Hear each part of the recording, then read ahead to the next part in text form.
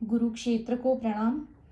गुरुक्षेत्र ही आप ही है, तो आप सभी का स्वागत है, आपको प्रणाम। सभी को शांति पाठ से आरंभ करेंगे। ओम पूर्णमदः पूर्णमिदं पूर्णात् पूर्णमुदच्यते पूर्णस्य पूर्णमादाय पूर्णमेवावशिष्यते। ओम शांति शांति शांति। आज हम अगला जो मंत्र है, चौथा मंत्र, तो इसके ऊपर थोड़ा विचार विमर्श करने की कोशिश करते हैं। सबसे पहले इस मंत्र को थोड़ा देख लेते हैं और फिर थोड़ा इसका जो यहाँ तक जो हम पहुंचे हैं, तो उसका जो प्रियम्बल या फिर उसके पीछे जो एक दृष्टिकोण है, तो उसको भी बाद में हम समझते हैं। लेकिन उससे पहले श्रुति हमें यहाँ पे क्या बताने की कोशिश कर रही है, उसको थोड़ा सा संक्षेप में समझ लेते हैं। तो पहला तो मंत्र है ज्ञान के बारे में, जो श्रुति माता की कृपा से बहुत अच्छी तरह से खिल उठा। फिर दूसरा मंत्र है क्या करना चाहिए, विधि वाक्य क्या है, तो कर्म के ऊपर बताया गया है। अब तीसरा मंत्र है कि जिसकी आस्था ना ज्ञान में भी हो रही है और जो बताया जा रहा है उस प्रकार से कर्म करने में भी जिसका मन नहीं हो रहा है, इच्छा नहीं हो रही है, और जो विपरीत दिशा में जो सोच रहा है, हालांकि हम में से कोई भी इतने आसुरी गुणों वाला यहाँ पे है नहीं, लेकिन हमें पता भी होना चाहिए ना कि अगर ये जो भी साधक के गुण है, जो हम ना उस पर टिके रहे तो नीचे फिसल सकते हैं। तो ये जो आसुरी गुण हैं, इनको बताया तीसरे मंत्र में। अब चौथे मंत्र से लेकर 8वें मंत्र तक फिर से ज्ञान का ही यहाँ पे ज्ञान के बारे में ही सारा वर्णन श्रुतियां कर रही है। तो ये जो चौथा मंत्र है, ये भी ज्ञान के ही ऊपर है। तो इसको जो ग्रुप में दिया है उसी को मैं पढ़ देती हूँ, फिर बाद में जो पुस्तक है उसमें हम बाद में देखेंगे। श्लोक है, अनेज देकम मनसो जवीयो नैनादेवा आपनुवन पूर्वमर्षत तद्धावतो अन्यान्यतेति तिष्ठत तस्मिन्नको मातरिश्वा दधाति। तो आज हम जो इसका पहला जो खंड है उसके बारे में चिंतन करने की कोशिश करते हैं, देखते हैं हमारी श्रुति माँ हम पे कितना प्रसन्न होकर आशीर्वाद देती है कि हम कितना इस शब्दों को समझ पाए और कितना गहरे तल पे उतर पाते हैं। देखते हैं, कोशिश करते हैं। अनेज देकम मनसो जवीयो। अनेज देकम, ये आत्मा के बारे में कहा जा रहा है। अनेजत मतलब, अनेजत का अर्थ है जो बिल्कुल स्थिर है, जिसमें कोई हलचल नहीं है। जैसे हम आत्मा को जानते ही है कि वो जस का तस है, उसमें कोई कर्म नहीं है, ना उसमें कोई भोक्तापन है, उसमें अवयव भी नहीं है, अवयव रहित है, कोई हलचल नहीं, कोई स्पंदन नहीं। तो इस प्रकार से ये आत्म तत्व के बारे में अनेजत। अब ये आत्म तत्व क्या है? एकम। एकम यानी एक, जो अद्वितीय है, एक मेवा द्वितीय, ऐसे हम कहते हैं ना, जो मात्र एक है, अद्वितीय है। तो इसको कहने की जो शैली है वो यहाँ पे अनेजद एकम, अनेजत। अनेजत यानी जिसमें, अब देखिए अनेजत शब्द में मैं यहाँ पे टाइप करके भेजती हूँ। एज, एज ये है जो हम समझते हैं कि हम बढ़ते हैं ना, इंग्लिश में जैसे माँ गृध को इंग्लिश में ग्रीड एक बहुत सिमिलर शब्द सा हमें मिला था। तो इसी प्रकार से ये अनेजत के लिए जहाँ अन है, तो जिसमें अन मतलब नहीं है, क्या? एजत।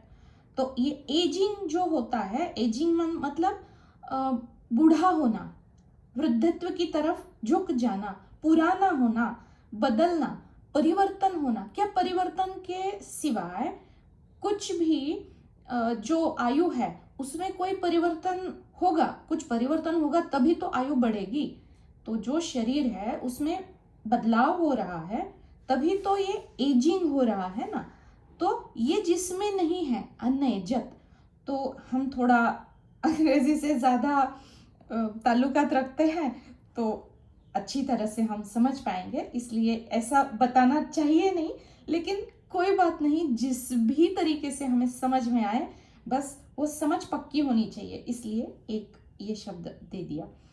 तो अनेजत एकम, जिसमें कोई हलचल नहीं, जो बिल्कुल स्थिर है, जिसमें कोई बदलाव नहीं है, नित्य है, अपरिवर्तनशील है, वो आत्म तत्व, वो एकम, एक है। अब मनसो जवीयः, जव यानी गति और मनसो, लेकिन अब इसी आत्म तत्व के बारे में बता रहे हैं कि वो तत्व कैसा है। मनसो जवीयः, मन की गति तो हमें पता है कि प्रकाश से भी अधिक गति किसकी है, तो मन की है। भाई कुछ भी कर लो, लेकिन बाकी किसी भी सृष्टि या इस प्रकृति में कोई ऐसा है नहीं कि जो मन की गति को पार कर दे। इतनी मन की गति है इस क्षण यहाँ, तो उस क्षण दूसरे सृष्टि के किसी उपरोक्त बिंदु पर, या अमेरिका में, या फिर जहाँ विमान से जाएंगे तो वहाँ पे 18 घंटे 20 घंटे लगेंगे, लेकिन अगर हम वहाँ पे जाके आए हैं और स्मृति हमारे मन में है, चित्त में है, तो वो मन के माध्यम से हम इसी क्षण वहाँ पे गतिमान होकर वहाँ पे पहुंच सकते हैं। ऐसी ये मन की गति है जो प्रकाश के वेग से भी क्षण मात्र में जो जिसे तय कर लेती है। इस प्रकार से ये जो मन की गति है तो बता रही है, श्रुति खुद को ही काट रही है। ऐसा कभी हो सकता है क्या? श्रुति के जो मंत्र है, वाक्य है, उनको कभी नहीं काटा जा सकता। तो ये श्रुति यहाँ पे ये कैसे बता रही है कि ये जो एकम अनेजत, ये जो तत्व है, ये मनसो जवीयः, ये मन के गति से भी तेज है। ये कैसे हो सकता है? अब इसी को पढ़ देते हैं। वह मन से भी अधिक वेगवान है।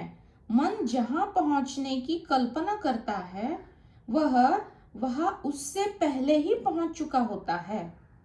अब जैसे मुझे अमेरिका में मान लीजिए कि नाइगरा फॉल्स है, वो देखना है, तो मैं इसी क्षण यहाँ मेरे घर में बैठे बैठे मन से वहां पे पहुंच गई। वहां पे पहुंचने के बाद मुझे पता चला कि ये जो तत्व है ना, वो पहले से ही वहां मौजूद है। तो अगर मैं मेरे घर में बैठी हूँ, वो तत्व यहाँ भी है, तो वहां कैसे पहुंच गया? मेरे पहले पहुंचने से पहले ही वो वहां मौजूद ही था।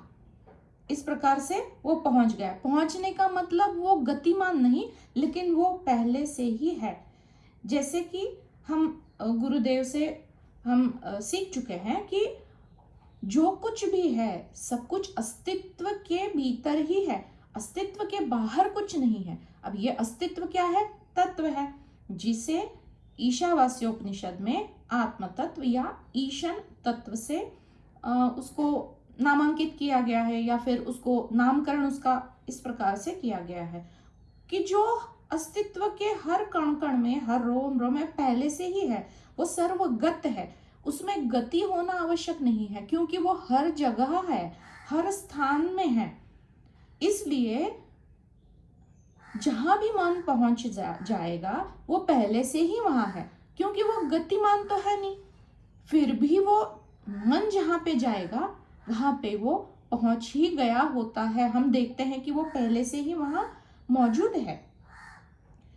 तो जो स्थिर है, जो अचल है, जिसमें कोई बदलाव नहीं है, उसको हम किस मीटर से नापने की कोशिश कर रहे हैं?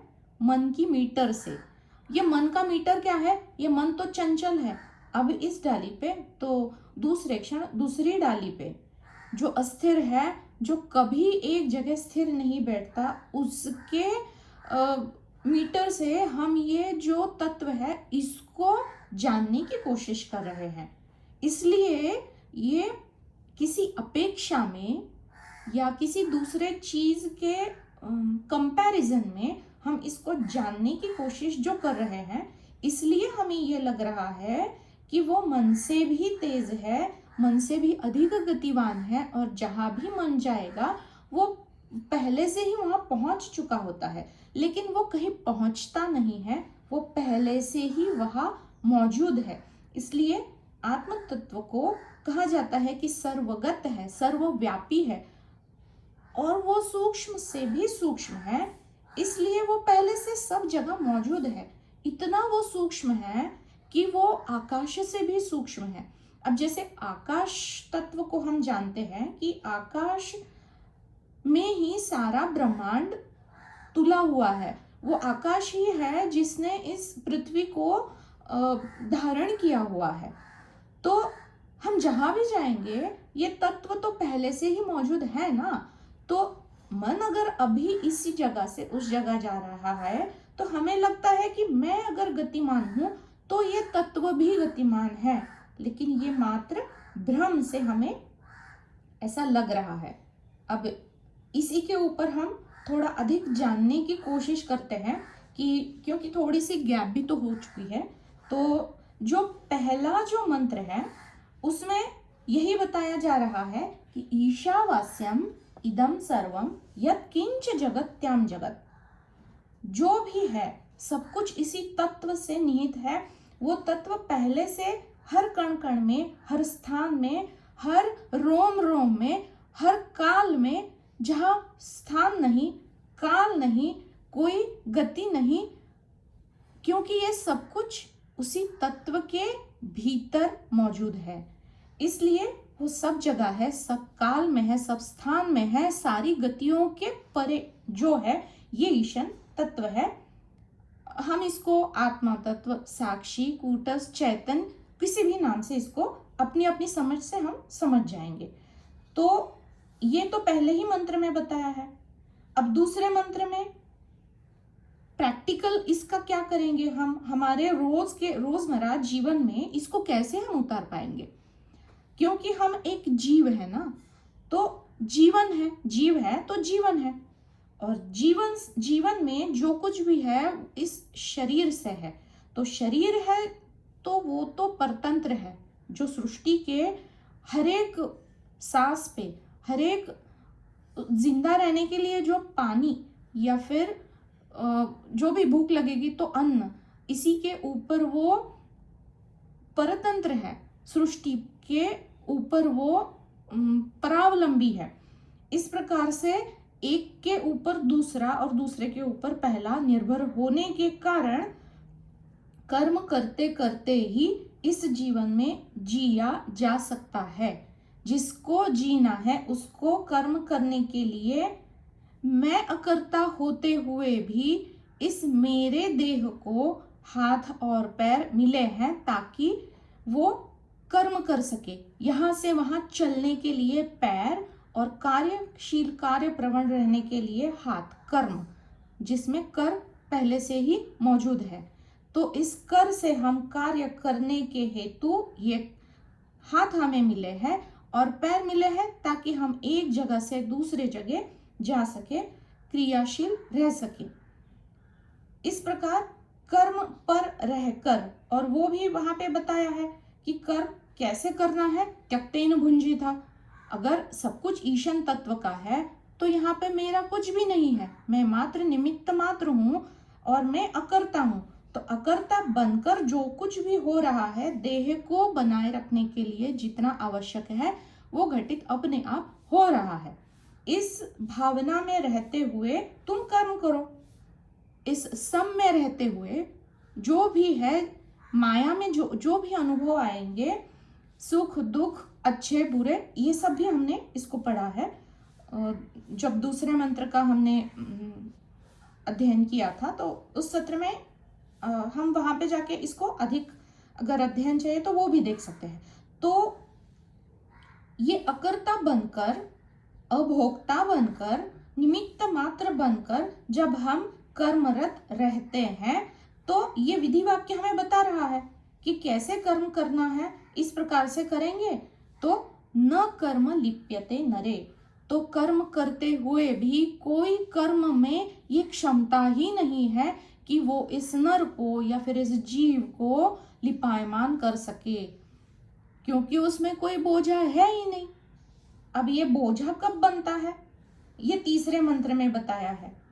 जो इस प्रकार से कर्म नहीं करता, मुझे अधिक की लालसा है, माँ ग्रुधा कहा है लेकिन ग्रुध है, ग्रुधता है, लालसा अधिक की है, मुझे जो कुछ भी मिला है इसी जीवन में इसका अधिक से अधिक उपयोग करके मुझे अधिक से अधिक सुख पाना है, ये लालसा, ये हाव, ये अधिक की जो अपेक्षा जीवन से रखता है और जो बताया गया है उस राह पे ना चलते हुए जो उसके विपरीत दिशा में कार्य करता है, उसके लिए असूर्या नामक ते लोकाहा, ये जो तीसरा मंत्र है ये निषेधात्मक मंत्र कहा गया है।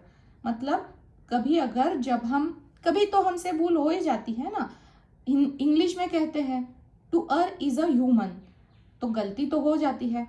वैसे भी हमारा जन्म हुआ है तो कोई ना कोई तो गलती हुई है ना, तो उस गलती को सुधारने के लिए तो हमें ये जीवन मिला है, वरना मिलता ही ना।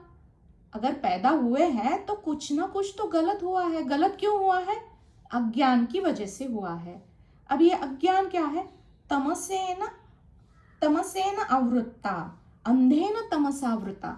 तीसरे मंत्र में कहा गया था ना कि ये अंधकार जो है, जहाँ पे ज्ञान ना होने की वजह से जो अंधेरा छाया हुआ था, उस अज्ञान में बरतते हुए जो कर्म अनुचित दिशा में घटित हुए, मतलब जो मैंपना से घटित हुए या फिर माया से कोई अपेक्षाएं रखते हुए जो कर्म हुए, तो अच्छा है उसको अच्छा भोगने के लिए, बुरा हुआ है उसको बुरा भुगतने के लिए ये जन्म मिला है। लेकिन मैं कोई करता नहीं, मैं कोई भोगता नहीं, मात्र मैं उस जन्म में देह भाव से जो अज्ञानवश जो बोझा ढाए हुए था या फिर जो मैंपना से मेरे सर पे जो बोझा लेकर चल रहा था, उस बोझा को नीचे उतारने के लिए मुझे एक अनमोल सी संधि प्राप्त हुई है इस जन्म में। तो बोझा क्यों उठाना है इस जन्म में, उसको नीचे उतारेंगे। तो एक उदाहरण तो कहीं मैंने 2-4 जगह इसको सुना भी है कि एक आदमी था, वो बस में चढ़ गया, वहां पे बहुत भीड़ थी और बोझा ढाए हुए था सिर के ऊपर, तो टिकट तो ले लिया और जगह हो गई। तो आजू बाजू के लोगों ने उसको बताया कि अरे भाई वो जो बोझा है उसको नीचे उतारो, क्यों खामखा अपने सर पे लिए हुए हो। वो बोलता है अरे नहीं, मैंने तो एक ही टिकट ली है, तो इसका तो टिकट नहीं लिया है ना, तो इसको तो मेरे सर पे ही मुझे रखना पड़ेगा, मैं कैसे इसको नीचे उतार सकता हूँ।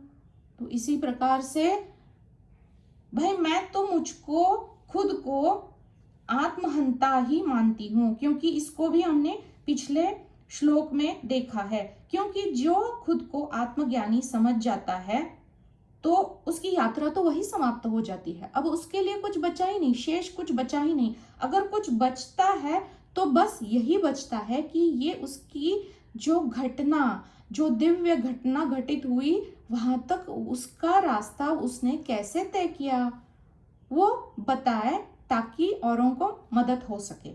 लेकिन अगर कहीं भी थोड़ा सा भी मैंपना बचा हुआ है या फिर कुछ गलती अभी भी हो रही है, कोई ना कोई विकार अभी भी शेष है, तो मैं तो खुद को आत्महंता ही मान रही हूं। जो आत्महनन के बारे में हमने पिछले श्लोक में, मैं एक बार इसको देखती हूं कि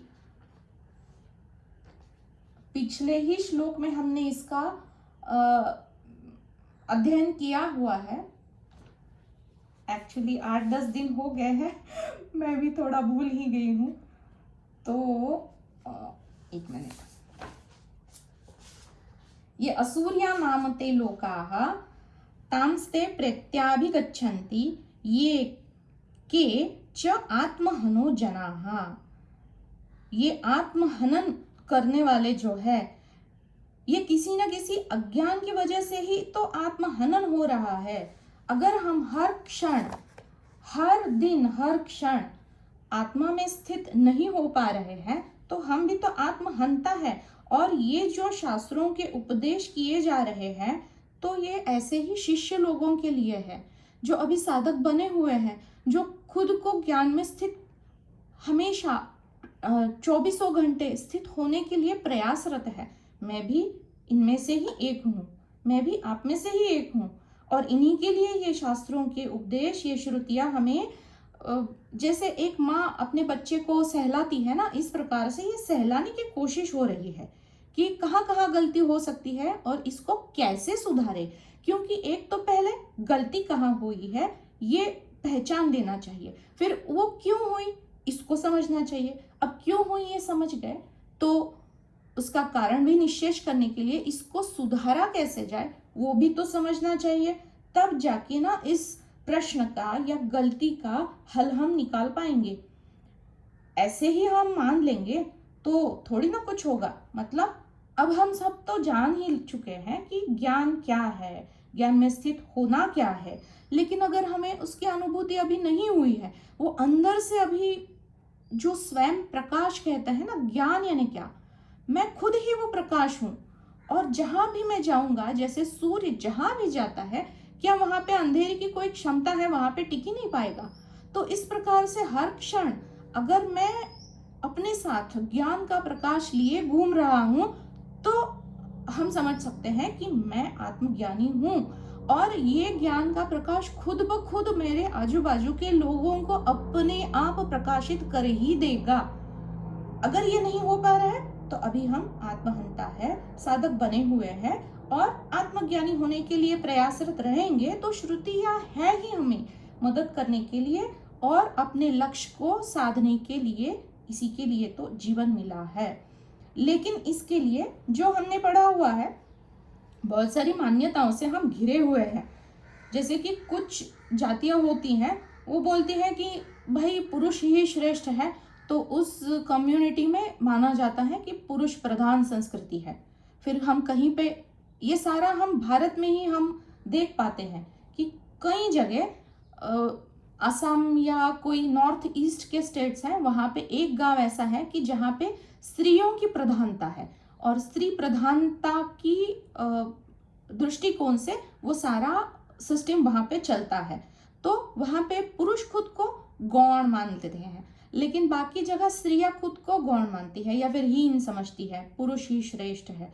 तो ये तो सारी मान्यताएं हो गई, जो उच्च नीच, अच्छा बुरा जो भी हमें बताया जाता है वो हम मान के चलते हैं। जैसे कि कुछ जगह, जैसे बंगाल है, बंगाल में नॉनवेज की तो प्रसाद चढ़ती है और बाकी बहुत सारी जगह पे नॉनवेज को तो मतलब देखना भी अच्छा नहीं माना जाता।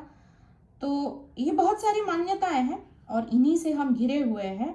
इसको हमने समझना चाहिए अंधेन तमसा वृता। ये तमस जो है ये अंधकार की वजह से है और ये अंधेरा किसका अंधेरा है? ज्ञान के अभाव का अंधेरा है।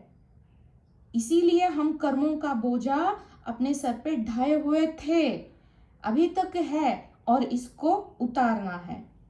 इसके लिए ये भी कहा था पहले ही श्लोक में, तेन त्यक्तेन भुंजिता, कर्म करते रहो और त्यक्तेन भुंजिता। ये त्याग आपको जिस भी दृष्टिकोण से अच्छा लगे, क्योंकि हर एक का चित्त अलग है, अलग अलग समझ है, अपना अपना एक रास्ता होता है इसको उतारने का, जीवन में उतारने का। तो अपने तरीके से इसको उतारो। त्यक्तेन भुंजिता, एक तो करते भाव को नकार दो, अकर्ता बनो, अभोक्ता बनो, या फिर ईशन तत्व का जो जो जो कण कण में है, जो चेतन हर क्षण, हर काल, हर स्थान में है, उसको मानो, उसको जानो और सब कुछ उसका मानो और खुद को बस निमित्त मात्र जानो। या फिर हमने वो वहां पे जो देखा था, खुद को किराएदार समझो। जैसे किराएदार रहता है एक किराए के घर में, उसी प्रकार हम इसी जीवन में अगर बरतेंगे तो कुछ भी लिपायमान होने की क्षमता है ही नहीं। क्योंकि असल में कुछ वास्तव में तो सारा असत है ना, क्योंकि परिवर्तन हर क्षण घटित हो रहा है इस जीवन में। तो सारी वस्तुएं, व्यक्ति, वास्तु, घर में जिसमें रहते हैं, सब कुछ तो परिवर्तनशील है। तो स्थायित्व कहाँ है? कहीं भी तो नहीं है। तो क्यों इसमें लिपायमान हम हो रहे हैं? वो कुछ भी हमें बांधने की उसमें क्षमता है ही नहीं, क्योंकि जैसे गुरुदेव टोमेटो का एग्जाम्पल देते हैं, जो उत्पत्ति से पहले नहीं था, नाश होने के बाद नहीं है, तो जो बीच में स्थिति हमें दिखाई दे रही है वो असल में है ही नहीं, वो कभी उत्पन्न हुआ ही नहीं। और इसी प्रकार से सृष्टि कभी उत्पन्न हुई ही नहीं। ये मात्र व्यवहार के लिए हम काल की संकल्पना बनाए हुए हैं बरतने के लिए। जीवन में व्यवहारिकता भी चाहिए, उसके लिए बस माना हुआ है, सब कुछ मान्यताएं हैं। और उससे परे जब हम सोचेंगे, देखेंगे, जानने की कोशिश करेंगे, तब वो हम हो पाएंगे। और इसके लिए बस केवल समझने की जरूरत है और इसको निधिध्यासन, नित्य अध्यसन, नित्य उस भाव में स्थित रहना, बस इतना ही चाहिए और कुछ नहीं। और यहाँ पे ये जो अनेजत, एकम के बारे में जो बताया जा रहा है, जो स्थिर है, एक है, वही मैं हूं। अनेजत, एजिंग, जिससे हमने अभी जानने की कोशिश की। तो पहले तो हमें ये समझना होगा कि भाई हम साधक है, आत्महंता है, क्योंकि कभी ना कभी तो हम अपने संसार में लिप्त हो ही जाते हैं ना। जितना आवश्यक है उतना ये भी तो करना आवश्यक है। लेकिन कर्म तो हर एक को करना है। एक संसारिक के कर्म अलग है, सन्यासी के कर्म भी होते हैं ना, उनको भी तो जीवित रहना है। भिक्षा मांगेंगे, वो अपनी लंगोटी या फिर अपना जो भगवा वस्त्र है उसको पहनेंगे, वो भी तो कर्म कर रहे हैं, उनके कर्म अलग है। सांसारिक लोगों के कर्म अलग है। हमें ये भी नहीं समझना चाहिए कि वही श्रेष्ठ है और वही मोक्ष के काबिल है, बिल्कुल नहीं। जो जीव जहाँ पे है उसी पायदान से उसको, वो पहले से ही मुक्त है ना। तो ये जो बीच का रास्ता दिख रहा है वो असल में कुछ है ही नहीं, बस समझने की जरूरत है। ये अंधेन तमसा वृत्ता, ये जो आवृत, ये जो आवरण है ना, इसको हटाने की जरूरत है। एक बार हटाने से हटता नहीं है। जैसे जलपर्णी होती है, जो पानी बहुत देर से एक जगह जमा हुआ होता है, उसमें अपने आप कहाँ से आ जाती है ये जलपर्णी? अपने आप आ जाती है। ये जो तण होता है या फिर वीड बोलते हैं, वो अपने आप कैसे उगाता है? इसी प्रकार से ये अंधेन तमसावृता, ये जो आवृत्त होती है, आवरण है ये तमस का, ये अंधेरे की वजह अपने आप उगाता है, अपने आप जमा हो जाता है। इसको बार बार निकालना पड़ता है। तब तक निकालना पड़ता है जब तक वो नाम शेष ना हो जाए। जब तक एक भी बीज बचेगा ना, तो वो एक बीज से पूरा पानी फिर से वो आच्छादित करने की क्षमता उस जलपर्णी में होती है। उसी प्रकार से ये जो अज्ञान है ना, इसका एक बीज भी कहीं अगर बच गया ना, शेष भी कहीं पे भी किसी कोने में, सूक्ष्म से सूक्ष्म, हमारा जो अहम है, जो दिखता है ना, कि अगर किसी ने बोला तो हम उसको वापस जवाब दे देते हैं, वो तो दिखता है। लेकिन जो मन में हम सोचते हैं या फिर जो वाणियां बताई गई है, वो 4 तरह की वाणी बताई गई है, मध्यमा, वैखरी, परा और पश्यंती। तो ये जो परावाणी है, परावाणी यानी क्या? पर जो है, तत्व जो है, इस तत्व में मतलब जो प्रारब्ध से हमें मिलता है, जिसको हम इस जन्म में खोज नहीं पाते या फिर वो हमें प्राप्त नहीं होता, वो भी प्रारब्धवश ही है। क्योंकि अगर हमारी यात्रा और 2 या 3 जन्मों की निहित है, तो वो इस जन्म में भाई नहीं प्राप्त होगा। तो ये जो शेष बच जाता है ना, जो प्रारब्धवश ही बचा है, अगर हमने इसको जान लिया कि मुझे क्या चाहिए था और क्या नहीं प्राप्त हुआ है, या फिर कहीं से भी जो सूक्ष्म से सूक्ष्म, कि भाई मैं नाखुश हूं, या फिर ये पाना बचा हुआ था, या फिर किसी न किसी से, खुद से भी कुछ अपेक्षा थी, लेकिन क्यों नहीं वो संपूर्ण हुई, या पता नहीं, ये जो धागे हैं ना, इतने वो रेशम के धागे हैं रेशम तो फिर भी दिख जाता है, लेकिन ये जो माला हमने खुद को ही गले में डाली हुई है, ये माला इतनी सूक्ष्म से भी सूक्ष्म है कि इसको जानना बहुत मुश्किल है। और एक सद्गुरु ही हमें ये बता सकते हैं कि कहाँ पे ये मिसिंग लिंक है। इसको, ये जो बीज है, सूक्ष्म से भी सूक्ष्म जो बीज है, इसको केवल ज्ञान से ही दग्ध किया जा सकता है। ज्ञानेन दग्ध कर्माणि, ये जो कर्म अपने आप कल्पित होते हैं, उसके पीछे जो बीज है, इस बीज को जलाने की, भस्म करने की ताकत मात्र ज्ञान में है। गीता यही बताती है। तो अब यहाँ पे प्रश्न उठता है कि अनेज देकम मनसो जवीयो। अब ये जो आत्म तत्व है, इसको स्थिर भी बताया जा रहा है और इसको मन की गति से भी अधिक गतिमान, और जिस गति को कोई भी छू नहीं सकता, वो जो सबसे परे है, ये दो परस्पर विरोधी, ये दो ही, पहले 2 या 3 शब्दों में ही ये कैसे श्रुति बता रही है। तो इसको समझना है। तो जो तत्व मैं हूं, तो उसमें कोई उपाधि है क्या? उसमें कुछ नहीं है, वो निर्गुण है ना, वो निरुपाधिक है, जिसमें कोई उपाधि नहीं, जिसमें वो मात्र शुद्ध है, जिसमें कोई मल नहीं, वो निर्मल है, शुद्ध है, अद्वितीय है, जिसमें दो नहीं है, एक ही है। इसके बाद का ही तो है ना, एक अनेजद एकम, एकम इसमें बता रहे हैं। तो जो एक है, उसको, उसके ऊपर कोई आरोपण है ही नहीं, ना गुणों का, ना रूप का, रंग का, आकार का, कुछ भी आरोपण है नहीं, वो बस है। और जो किसी आंखों से हम देख नहीं सकते, कानों से सुन नहीं सकते, नाक से सूंघ नहीं सकते, त्वचा या किसी भी माध्यम से उसको छू नहीं सकते, वो अनछुआ सा है, बस वो है। अब ये जो गति आ गई, तो गति यानी नाद है, यानी कंपन है। गति वैसे भी जब हम समझते हैं कि कोई गति है, यानी मैं अगर दौड़ रही हूं या फिर एक रोप लिया और उसको मैंने हिलाया, तो एक वेव पैटर्न पैदा होगा ऊपर और नीचे का, तो उसमें गति आ गई। तो 2 गतियां होती हैं, एक स्टैटिक और एक काइनेटिक। स्टैटिक जो है वो एक ही जगह ऊपर नीचे होते रहते हैं, उसको स्टैटिक मूवमेंट कहते हैं।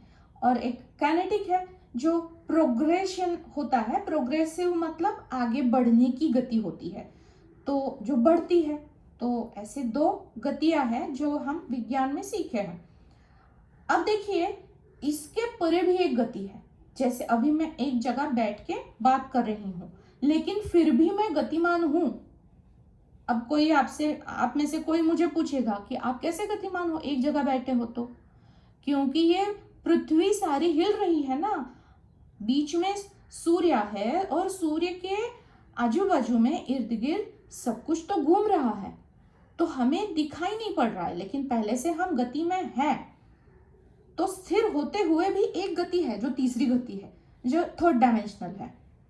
अब चलिए उसको भी छोड़ देते हैं। लेकिन मनसो जवीयो, यहाँ पे गति की जो बात हो रही है, तो ये जो तत्व है, ये निर्गुण निरूपाधिक होते हुए भी इसी तत्व में आविष्कार हुआ है गतिमान या कंपायमान होने का, जिसे हम द्वैत समझते हैं।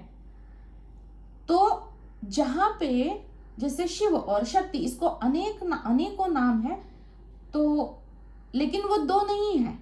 जो भी गति है उसके पीछे तत्व एक ही है, और वो नित्य है, स्थिर है, अचल है। गीता में इसको जब अर्जुन पूछता है ना भगवान से, जब वो किसी बताए हुए उपदेश से उसको मान्य नहीं होता कि ये आप बता रहे हैं और मुझे तो कुछ अलग ही लग रहा है, मतलब पूरा विश्वास नहीं हो रहा है, तो वो श्री कृष्ण भगवान को किस संबोधन, किस किस नाम से संबोधन करता है अच्युत। च्युत यानी ढलना, जो हमारा, हम एक जगह है उससे हम नीचे आ गए या फिर ऊपर। च्युत यानी जो है उसमें परिवर्तन। अब जैसे चलते हैं तो एक ही जगह हम ऊपर नीचे पैर करेंगे तो क्या हम आगे बढ़ेंगे? नहीं बढ़ेंगे। जब हम एक पैर उठा के आगे रखेंगे और पीछे वाला पैर उठा के फिर आगे रखेंगे, तब वो चलना, आगे बढ़ना संभव है। एक ही जगह उसको उठाएंगे और फिर से नीचे करेंगे तो उसमें गति नहीं होगी, वो स्टैटिक जो मूवमेंट है वो स्टैटिक हो गई। लेकिन जो प्रोग्रेशन है, मतलब आगे बढ़ने की जो गति है, प्रोग्रेसिव मूवमेंट, तो उसमें च्युत होना पड़ता है। च्युत यानी क्या? जो हम एक जगह है उससे हमें दूसरी जगह जाना पड़ता है, और जो एक से दूसरी जगह कभी ढलता नहीं, एक जगह जस का तस है, वो ये तत्व है जो अच्युत है, श्री कृष्ण भगवान है, जिसे हम अनेजत, यहाँ पे श्रुति हमें बता रही है अनेजत, और वो अनेजत होते हुए भी मन से भी परे की गति को वो पार कर सकता है। तो बहुत ही बढ़िया ऐसे जो बात है कि मतलब जो हम समझ पा रहे हैं कि मैं निर्गुण हूं, निराकार हूं, मुझ में कोई रंग रूप आकार कुछ नहीं है, लेकिन फिर भी ये जो मेरी देह है, ये देह में सीमित तो होकर, कोई देह की तो रंग होगी, कोई काला या कोई गोरा होगा, या फिर जो गुण है सत्व रज तम, ये सारे गुण तो मुझी पे आरोपित है ना, या फिर जो छोटा बड़ा लंबा मोटा पतला, ये जो सारे आकार है, ये भी तो सारे मुझी में आरोपित हो रहे हैं। लेकिन क्या इनमें से मैं कुछ भी हूं? नहीं हूं। लेकिन ये सब कुछ होते हुए भी मैं कैसे हूं? अनेजत, अच्युत, तत्व, ईशन, जो सर्वव्यापी है। अब हमें केवल इतना करना है कि ये सब तो हम समझ ही रहे हैं, बस हमारी चेतना को इतना बढ़ाना है या फिर इतना सूक्ष्म करना है कि ये जो ज्ञानी जन है या फिर संत या महंत है, ये साधना से खुद की जो चेतना है, उस चेतना को एक तो इतना छोटा करते हैं कि इतना बड़ा हो जाते हैं, या फिर जो खुद का जो स्वार्थ है ना, उसको हमने एक सत्र में इसको भी देखा हुआ है कि मैं और मेरा जो है ना, इस मैं और मेरे को इतना बड़ा करो। सबसे पहले मैं और मेरी फैमिली, फिर मैं और मेरी सोसाइटी, फिर मैं और मेरा गांव, फिर मैं और मेरा शहर, या फिर मैं और मेरा जो भी स्टेट है वो, उसके लिए कुछ ना कुछ करो, फिर मेरा राष्ट्र, और राष्ट्र से बड़ा फिर सारा पूरा ब्रह्मांड है। तो धीरे धीरे, लेकिन ये कैसे होगा? कुछ ना कुछ करने से होगा। करना यानी क्या है? कुछ ना कुछ देने की भावना है। देने की भावना से जब हम कुछ क्रिया करेंगे और देते हुए भी मैं अकर्ता हूं, इस भाव में स्थित रहेंगे, तब जाके ये संभव होगा गुरु की कृपा से, ईशन तत्व की कृपा से, क्योंकि कृपा साध्य ही है ये। मैं अगर कुछ करूंगा और प्राप्त करूंगा तो मैं तो आड़े आ ही गया, तो संभव ही नहीं है। अब इसलिए इस मंत्र में केवल आत्म तत्व के बारे में, या जो पहले ही मंत्र में बताया जा रहा था, इस ईशन तत्व के बारे में ही थोड़ा अलग ढंग से समझाया जा रहा है। अनेजदेकम, फिर भी मनसो जवियो। अब इसको फिर से पढ़ देती हूँ, नहीं तो फिर इसका ही विस्तार करते मैं बैठ जाऊंगी। तो अगर आप में से किसी के पास ये जो गीता प्रेस गोरखपुर की ईशादि 9 उपनिषद ये पुस्तक होगी, तो उसमें से मैं ये पढ़ दे रही हूँ। इसमें अर्थ भी बताया गया है और अन्वयार्थ बताया गया है। हम केवल ये पहला जो खंड है इसी के बारे में सोच विचार करते हैं आज के लिए, फिर दूसरा जो है इसके बारे में हम अगले सत्र में देखते हैं। अनेज देकम मनसो जवीयो नैनद देवा आपनुवन पूर्वमर्शत।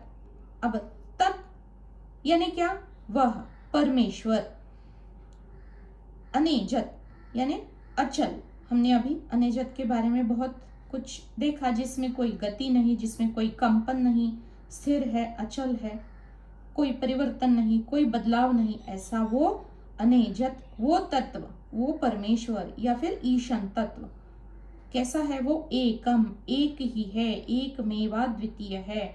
और फिर भी बता रहे हैं मनसः जवीयः, फिर भी वो मन से भी अधिक तीव्र गति से गतिमान है, गति युक्त है, क्योंकि वो सब जगह है, पहले से ही मौजूद है ना, तो कहां भी जाए वो पहले से पहुंचा ही हुआ है वहां पे। अब आगे बता रहे हैं पूर्वम अर्षत। अर्षत का मतलब हम दूसरे पुस्तक में बहुत अच्छा दिया है, उसको ही मैं पढ़ देती हूँ, क्योंकि ये सारे संस्कृत शब्द हैं, तो हमें थोड़ा इसका अगर सहारा मिल जाए तो समझने में आसानी होगी। पूर्वम मतलब अनादि जो है ना, सबका भी आदि, जो सबसे पहले है वो अर्षद, ज्ञान स्वरूप या सबको जानने वाला है अर्षद। और एनत देवाहा, एनत इन परमेश्वर को, देवाहा। अब यहाँ पे देव यानी हम ये जो भगवान होते हैं, अलग अलग भगवान, इनको ना समझकर यहाँ पे देवाहा का मतलब इंद्रादि देवता। अब हमें पता नहीं हम कितना आगे बढ़ पाएंगे, लेकिन अगले किसी उपनिषद में हमारी जो 10 इंद्रियां है, तो 10 इंद्रियों के अलग अलग देवताएं होते हैं और इन देवताओं का वर्णन वहां पे आ रहा है। तो ये जो देवता है, अगर ये देवता रुष्ट हो गई तो समझ लीजिए कि अश्विनी है, द्वौ अश्विनौ, तो जो नाक है या घ्राणेन्द्रिय है उसकी वो एक देवता है। तो अगर वो रुष्ट हो गई तो कोई नाक से सूंघी नहीं, मतलब उसको वो गंध आती नहीं है कभी कभी। तो अब जैसे किसी के नेत्र की देवता अगर रुष्ट हो गई तो वो अच्छी तरह से देख नहीं पाएगा या फिर वो अंधा होगा। तो हमारा जो भी ज्ञान का ग्रहण है, यानी अज्ञान का ही है, वो माया के ज्ञान का जो ग्रहण है वो इंद्रियों के द्वारा होता है और हर इंद्रियों की अलग अलग एक देवताएं बताई गई है। ये जो देवताएं हैं, इन देवताओं के बारे में यहाँ पे बता रहे हैं। इन परमेश्वर, इन इंद्रादि, ये जो इंद्रियों के देवता है, देवाहा इंद्रादि देवता भी न अपनुवन, ये अब हमें ज्ञान कैसे होगा? मन जहां पे जाएगा तो जो मन की आंखें हैं उसी से मन देख पाएगा ना। तो जो आंखों की जो देवता है वो भी जो जान नहीं सकती, उसको जो जानने वाला है, यह वो पूर्वम अर्षद है, यानी तत्व है। इसके बारे में बताया जा रहा है। यानी अब जब हम इसको सही तरीके से सरल सरल पढ़ते हैं तो वो तत्व सर्वांतर्यामी, सर्वशक्तिमान परमेश्वर कैसा है? अचल है और एक है। एक और अचल होते हुए भी तथापि वह यानी वो तत्व मन से भी अधिक वेगवान, वेग युक्त है। जहां तक मन की गति है वो उससे भी कहीं आगे पहले से ही विद्यमान है। क्यों? क्योंकि वो सर्वगत है, सर्वव्यापी है, क्योंकि उससे परे तो संभव ही नहीं है, अस्तित्व ही नहीं है। जहां जहां तक अस्तित्व है वहां तक तत्व तो है ही। तो मन तो केवल वहां तक पहुंच पाएगा जितनी मन की सोच है या फिर विचार है, और मन तो अस्तित्व के भीतर ही पहुंच पाएगा, अस्तित्व के बाहर उसकी क्षमता तो है नहीं। और जहां जहां तक वो पहुंचेगा वहां अस्तित्व है, और वहां ये तत्व पहले से ही मौजूद है, इसलिए इसको मन से भी अधिक वेगवान कहा जा रहा है। वे सबके आदि, यानी ये जो ईशन तत्व है इसके बारे में बात हो रही है, वो सबका आदि है, क्योंकि वो अनादि है ना, जिसका कोई आदि है ही नहीं। वो जितना भी जो कुछ भी पैदा हो रहा है, उत्पत्ति स्थिति और लय, हमें तो सबको पता ही है, सब कुछ अस्तित्व के अंदर ही हो रहा है और अस्तित्व पहले से ही है, तो वो सबका आदि है और ज्ञान स्वरूप है। और वो जो कुछ भी उत्पन्न हो रहा है, स्थिति, उत्पत्ति स्थिति और लय, सबको वो जान रहा है, उसमें वो उसका स्वरूप ही है ज्ञान। और सबके आदि होने के कारण सबसे पहले है ना वो, उसी से सब कुछ पैदा हो रहा है, अनादि, या फिर सबके पहले वो अस्तित्व ही उसी से है। तो बस वो होने, अभी इसको मैं कैसे बताऊं, जो पहले से ही है वो आदि होने के कारण वो सबको जानता है और पहले से ही जानता है। पर जैसे हम कहते हैं ना कि अस्तित्व कैसा है, अज्ञेय है, तो इसको यहाँ पे श्रुति के माध्यम से हम इस प्रकार से जान सकते हैं कि पर इस तत्व को देवता, यानी जो इंद्रियों की देवता है, जो ज्ञान हमें इंद्रियों के माध्यम से हो रहा है, वो देवता भी पूर्ण रूप से इस अस्तित्व को जान नहीं सकते, इस तत्व को पहचान नहीं सकते। जितने भी तीव्र वेग युक्त बुद्धि, मन और इंद्रिया अथवा वायु आदि देवता है, पवन की गति हम कहते हैं ना, गति कैसे है, तो पवन की गति से, तो इससे भी परे है वो। मन की गति कहते हैं, उससे भी परे है वो। मन की इंद्रियां है जो जान सकती है उसको, वो उससे भी परे है, क्योंकि ये मन ही तो उसी के अंदर है। इंद्रिया और मन ये देह से संबंधित है, और देह अगर उत्पन्न और जो विनाश हो रहा है, सब कुछ इसी अस्तित्व में है ना, तो उस सब कुछ इसी के अंदर है, जो सबको जान रहा है। उसको एक देह के माध्यम से या फिर किसी इंद्रियों के माध्यम से या मन के माध्यम से कैसे जाना जा सकता है, इसी प्रकार बुद्धि से भी कैसे जाना जा सकता है, वो सबको जानता है। लेकिन मन, बुद्धि, इंद्रिया और वायु आदि देवता भी उसको ठीक तरह से जान नहीं सकते। अपनी शक्ति भर परमेश्वर के अनुसंधान में सदा दौड़ लगाते रहते हैं, लेकिन इसको जान नहीं सकते, ये इतने सारे जो कुछ भी है जो माया के है। किंतु परमेश्वर कैसा है, अनेजत, जो नित्य है, अचल है, जिसमें कोई एजिंग नहीं है, परिवर्तन नहीं है। अनेजत, वो नित्य और अचल रहते हुए ही इन सब को पार करके आगे निकल जाता है, क्योंकि वो पहले से ही मौजूद है सब जगह। और हमें लगता है कि हम यहाँ पे बैठे हैं, मन एक क्षण में दूसरी देश में चला गया, वो यहाँ पे भी है, वहां पे भी है, क्योंकि सारे ही देश तो उसी में है, वो पहले से ही सब जगह है। ईशावास्यम इदम सर्वम यत्किंच जगत्याम जगत, जो कुछ भी है, कण है, रोम है, अणु, रेणु, हर कण कण में उसका वास है, पहले से है। वे सब वहां तक ही पहुंच पाते हैं। मतलब कितना पहुंच पाएंगे, इंद्रिया, मन, बुद्धि आदि कहां तक पहुंच पाएंगे, जितनी सोच है उतना ही पहुंच पाएंगे, उससे परे तो जा ही नहीं सकते, क्योंकि सोच की भी एक क्षमता है, बुद्धि की भी एक क्षमता है। लेकिन जो असीम है, असीम की सीमा का पता ही नहीं चल पाता। असीम की सीमा का पता असीम को या सीमित को, जो सीमित है उसको कैसे लग सकता है, क्योंकि मैं सीमित हूं, मेरी बुद्धि सीमित है, मेरा देह सीमित है, मेरी इंद्रिया सीमित है, और वो तत्व जो है वो असीम है, उसको कैसे मैं जान सकता हूं। इस प्रकार से ये आपनुवन पूर्वमर्शत, जो पूर्व, सबसे पूर्व है, सबसे पहले है, सबसे किसी भी क्षण को ले लो, वो पहले से है ही, वो जो अर्शत है उसको कोई भी इंद्रिया या कोई भी देवता, इंद्रियों की कोई भी देवता जान ही नहीं सकती।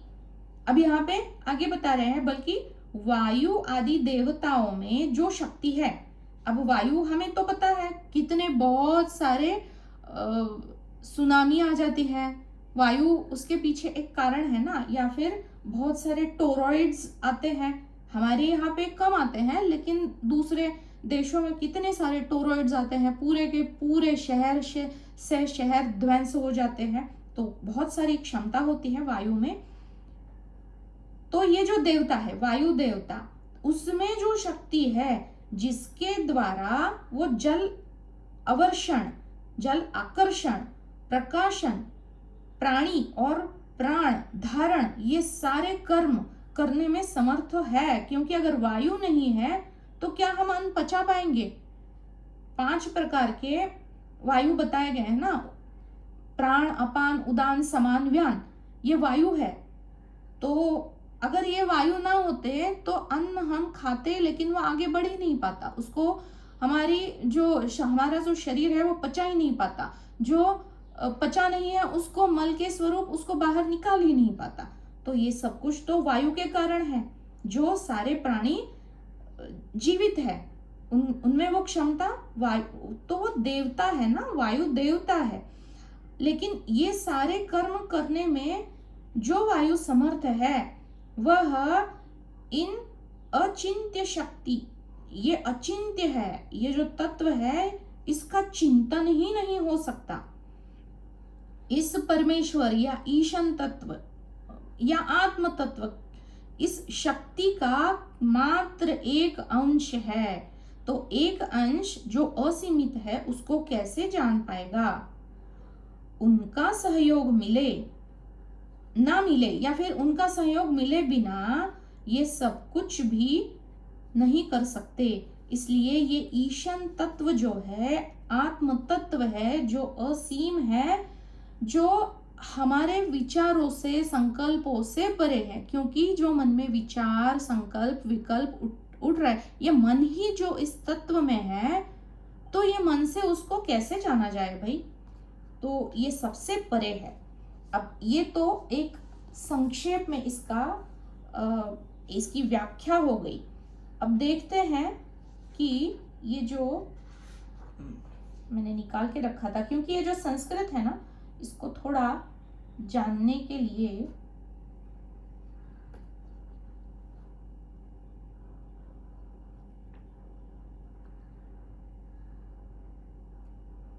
जो संस्कृत के जो पंडित है, पंडित लोगों ने जो इसकी टिप्पणियां करके रखी है, उसको अगर हम एक बार पढ़ ले तो अधिक हमें आसानी होती है।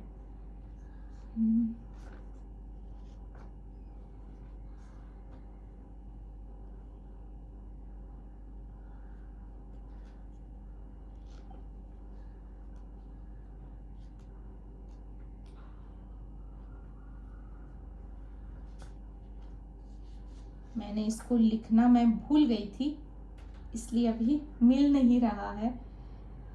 ठीक है, तो हम वैसे समय भी हो ही चुका है, इसको मैं निकाल के रखती हूँ, क्योंकि ये संस्कृत के हैं जो व्याख्याएं हैं, जो पंडित लोगों ने संस्कृत के बनाई हुई है। अभी अगर मिल जाता है तो इसको देख लेते हैं, वरना इसको अगली बार देखते हैं। और तब तक के लिए हम जो बताया जा रहा है और जो हमने अभी इसका अध्ययन किया, इसके ऊपर हम विचार विमर्श जरूर करने की कोशिश करते हैं, क्योंकि ये सारे ही मंत्र एक दूसरे से जुड़े हुए हैं। और ये मंत्र यहाँ पे मैं कौन हूं, ये प्रश्न सामने खड़ा कर रहा है, और इसका उत्तर एकदम सही सही मतलब प्रमाण देके हमें समझाने की कोशिश हो रही है, और उस दिशा में हमें आगे बढ़ा रहा है। मतलब जो अंधेन तमसावृता, जो आत्महनन करने वाला, जो आत्महंता है, वो कैसे जीवन जी रहा है, उसका जीवन क्या है, उसको पता ही नहीं है कि मैं क्यों जी रहा हूं, मेरे जीवन का उद्देश्य क्या है। वो बस एक ग्लानि में है और बस जीवन भर भागता दौड़ता आगे बढ़ रहा है। बस वो अनजाना है और इस अनजाने में अज्ञान की वजह से गलती हो रही है। और ये आत्महंता दूसरा और कोई नहीं, मैं ही हूं। और मैं जानबूझकर नहीं कर रहा हूं। क्यों हो रहा है? अज्ञान की वजह से हो रहा है, क्योंकि पूरा पूरा प्रकाश नहीं देख पा रहा है। यानी हूं या जो भी है, साधक है तो साधक हूं या साधिका है तो साधिका हूं। तो ये पूरे प्रकाश में सारे कर्म होते रहे, सारे विचार होते रहे, उस विचार से कर्म होते रहे, यही तो प्रयोजन है। तो जो मैं कौन हूं, मुझे जीवन क्यों मिला है, इस जीवन का प्रयोजन क्या है, और जो भी दिख रहा है उन सब से मैं अनजाना क्यों हूं? क्योंकि सवाल तो वहीं पे शुरू होता है कि जो भी जीवन में अनुभव हो रहे हैं वो क्यों हो रहे हैं। चाहे वो सुख हो या दुख हो, सुख के अनुभव तो हमें चाहिए होते हैं, अधिक अधिक मात्रा में सुख चाहिए होते हैं, लेकिन जब दुख आता है तब जाके ना सवाल खड़ा हो जाता है कि ये क्यों है और मैं क्यों इसकी अनुभूति कर रहा हूं। अब ये सवाल खड़ा हो ही गया है, तो इसको हल करने के लिए जो चिंतन और मनन, ये दोहरी दिशा है। मतलब एक जो है अनेजत और मनसा जविया, तो जो अचल है उसी में गति हो रही है। यहाँ पे श्रुति हमें ये बताने की कोशिश कर रही है। तो दूसरी क्लास में एक उदाहरण सामने आया था कि जैसे मिट्टी से घड़ा बनता है और जब घड़ा बनकर फिर से वो टूट जाता है तो मिट्टी ही हो जाता है। तो घड़ा उत्पन्न होने से पहले मिट्टी ही थी और घड़ा टूटने के बाद भी मिट्टी ही है।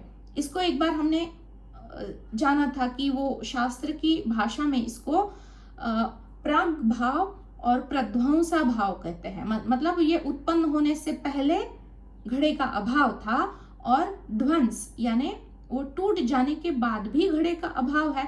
तो बीच में जो स्थिति है वो मात्र घड़ा बनने की जो स्थिति है उसका हमें भ्रम हो रहा है।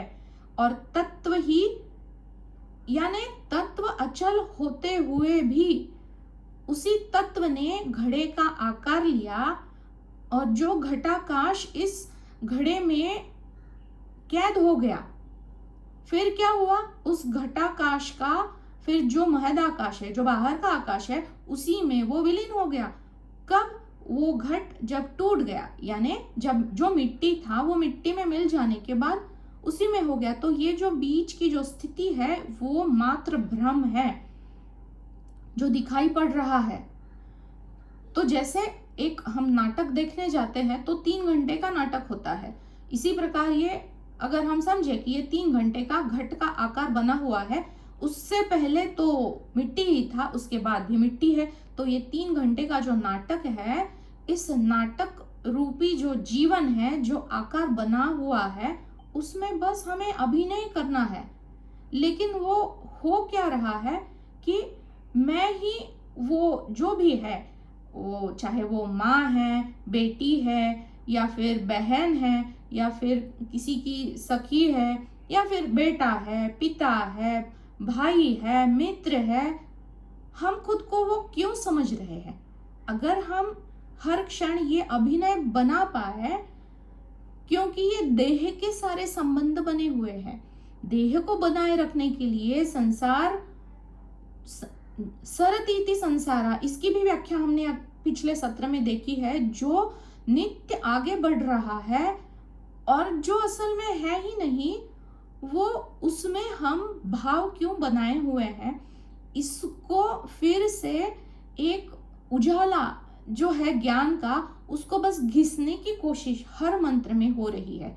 इसलिए हम इसी खंड के ऊपर आज इतना ही चिंतन रखते हैं और फिर जो अगला वाला खंड है उसके बारे में अगले सत्र में अधिक व्याख्या हम देखते हैं। और इसके ऊपर बहुत सारे हैं यहाँ पे जो ज्ञान मार्ग से बिल्कुल बहुत एक्टिव है, वाणी जी है। तो आप भी अगर इसमें कोई और कुछ जोड़ना चाहेंगे तो ज़रूर आपका स्वागत है।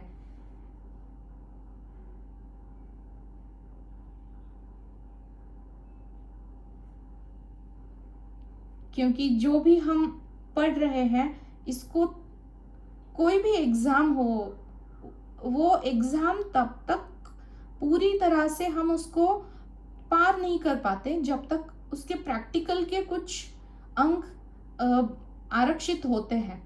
हालांकि वो 20% है, जो ज्ञान है वो 80% है, लेकिन अगर हम उसको जीवन में ना उतार पाए, प्रैक्टिकली उसको हम आचरण में ना ला पाए, तो वो अगर 20% में से हम कुछ ना कर पाएंगे, तो वो 80% भी हमें वो परीक्षा में पास करने के लिए समर्थ है नहीं। क्योंकि प्रैक्टिकल के अगर कुछ है 7 या 8 अंक, तो उतने हमें प्राप्त करने ही होंगे।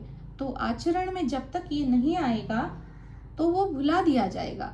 बस वो उसी चंद घंटे के लिए या फिर चंद कुछ क्षणों के लिए होगा, और फिर हम फंस जाएंगे अपने जीवन में। तो इसलिए जो भी हमने आज चिंतन या फिर अध्ययन करने की कोशिश की है, उसको जितना हो सके हम इसके ऊपर अपना अपना मनन करने की, और अपने हर एक का जीवन अलग है, तो हमें इससे क्या प्राप्त हो सकता है, इसको हम कैसे इम्प्लीमेंट कर सकते हैं, इसके ऊपर अपना अपना चिंतन ज़रूर बनाए रखते हैं। और पूर्णमदा से आज का फिर सत्र यहाँ पे समाप्त करते हैं। आप सबका आज के सत्र में जुड़ने के लिए बहुत आभार। ओम पूर्णमदः पूर्णमिदं पूर्णात् पूर्णमुदच्यते पूर्णस्य पूर्णमादाय पूर्णमेवावशिष्यते। ओम शांति शांति शांति।